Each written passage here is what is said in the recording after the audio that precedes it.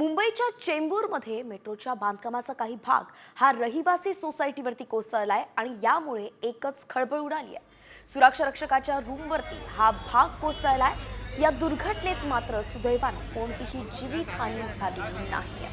मेट्रोचं अर्धवट बांधकाम कोसळलं आणि यामुळे सोसायटीतील रहिवाशांमध्ये भीतीचं वातावरण पसरलंय।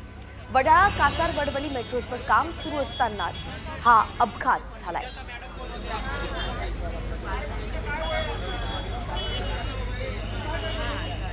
सव्वा नऊच्या दरम्यान हा डासा कोसळलेला आहे आणि आम्ही तिकडे त्या साईडलाच होतो